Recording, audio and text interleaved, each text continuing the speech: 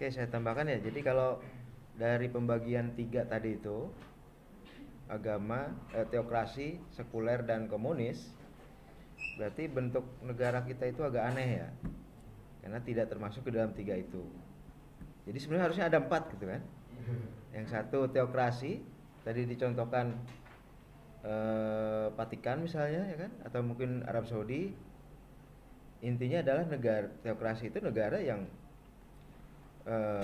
konstitusinya atau apa namanya, dasar negaranya itu agama, gitu ya.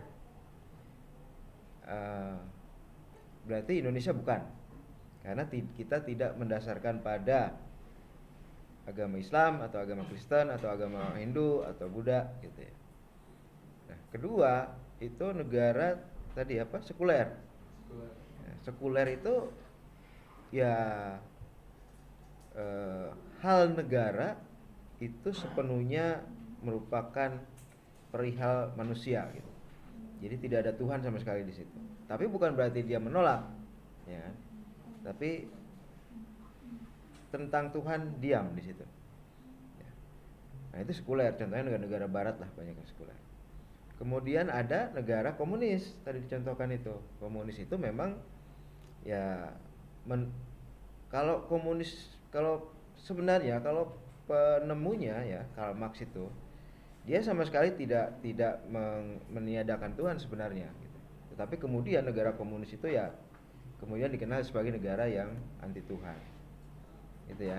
Rusia, Uni Soviet, sekarang tinggal Rusia ya kan, RRC, Cina, itu negara-negara komunis. Dan kita jelas bukan, kita hampir saja jadi negara komunis tahun 65 ya kan.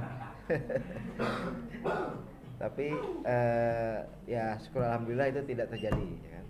Nah, apa yang terjadi di Indonesia? Di Indonesia itu penduduknya mayoritas Islam. Kalau dulu mayoritas 90%, sekarang tinggal 80%, tapi masih mayoritas, ya kan? Masih mayoritas. Nah, karena itu Al-Qur'an tidak bisa dijadikan sebagai dasar negara. Karena ada sekarang mungkin 20% nambah ya yang non muslim. Nah, karena itu para pendiri bangsa kemudian merumuskan, gitu ya, merumuskan dasar negara sendiri. Ya. Jadi di BPUPKI itu, ketua BPUPKI begitu didirikan, diadakan sidang, pertama yang ditanyakan adalah apa bentuk negara yang akan kita merdekakan. Ini sebelum 17 Agustus 45 ya. Apa bentuk negara yang akan dimerdekakan gitu. Nah, kemudian diskusilah para anggota BPUPKI itu dan kemudian merumuskan sendiri sila-silanya yang kemudian kita kenal sebagai Pancasila. Nah, dalam rumusan Pancasila itu adalah hasil olah pikir manusia, tetapi ada satu sila yaitu ketuhanan yang Maha Esa itu mengkaitkan, gitu ya, pola pikir itu dengan ketuhanan yang Maha Esa, dalam arti bahwa tapi bukan berarti ketuhanan yang Maha Esa itu ajaran tentang Tuhan, ketuhanan, tidak. Ketuhanan yang Maha Esa itu adalah bagaimana menciptakan atmosfer kehidupan bernegara yang isinya adalah beraneka ragam pemeluk agama, itu bisa hidup dengan harmonis. Nah, diciptakanlah payung bersama yang namanya ketuhanan yang Maha Esa. Nah, semua tokoh agama ketika itu setuju dengan ketuhanan yang Maha Esa itu, gitu ya. Maka kemudian negara kita itu bukan negara agama, tetapi juga tidak anti Tuhan, gitu ya. Dan memungkinkan ajaran-ajaran agama itu bisa masuk ke dalam kehidupan bernegara, gitu ya. Jadi kalau Anda menginginkan ajaran Islam lebih banyak lagi dalam aturan-aturan negara kita, ya perjuangkan. Jadi misalnya wakil rakyat, ya buat undang-undang yang memang nilainya Islami, gitu ya. Jadi harus seperti itu. Karena negara kita memang sudah disepakati suatu negara kontrak sosial ya.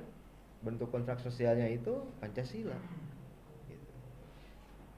Jadi itu. Jadi kalau berarti kalau kita lihat seharusnya ada empat bentuk ya. Teokrasi. Dalam teokrasi intinya ya penguasa itu wakil Tuhan gitu. Ya, tadi misalnya contohkan siapa nih, bahwa di Vatikan ya, Vatikan Tuhannya lah yang gitu. Kemudian teokrasi, kemudian sekuler, kemudian komunis, dan seharusnya ada satu lagi yaitu mungkin sekuler apa ya, nasionalis religius atau apa gitu mungkin. Makanya kan banyak sekali partai-partai sekarang yang mengklaim kami adalah nasionalis religius. Nah, karena memang ada nilai-nilai religius yang hadir dalam kehidupan bernegara. Ya. Bahkan PDIP aja kalau menjelang pemilu kan religius ya. Kalau menjelang pemilu saja. Gitu. PDIP itu gabungan, fusi. Dulunya itu fusi dari partai-partai Kristen dan nasionalis, PNI dan partai-partai Kristen. Jadilah PDIP. Gitu ya. P3 dulu gabungan dari partai-partai Islam di era Orde Baru, ya kan. Dan satu lagi itu Golkar yang menyatakan diri bukan sebagai partai waktu itu. Nah, di era reformasi semua pecah. Ya, ada partai Kristen baru, ada partai Islam baru selain P3, ya kan, masing-masing. Gitu. Kondisinya seperti itu. Tetapi jelas agama atau ajaran agama itu mewarnai. Ya. Kalau kata Bung Karno, kalau Anda ingin ajaran Islam mewarnai kehidupan bernegara, ya buatlah aturan-aturan yang sesuai dengan ajaran itu. Caranya ya perbanyak wakil-wakil rakyat yang siap memperjuangkan ajaran-ajaran Islam itu, gitu ya. Seperti itu. Oke, silakan. Masih ada lagi? Kalau tidak ada, langsung ke kelompok kedua. Sudah mau jam 5. Oh ya, silakan. Tapi nanti saya minta untuk Pak Toto menyempurnakan, Pak ya. Oke. Terkait enggak, saya ke ini dulu, menghargai dulu. Terkait tema antara negara dan agama ini kan menurut saya kan lahir pertanyaan yang sampai sekarang mungkin saya pribadi masih bertanya-tanya begitu. Antara agama dan negara itu harus dipisahkan atau agama dan negara ini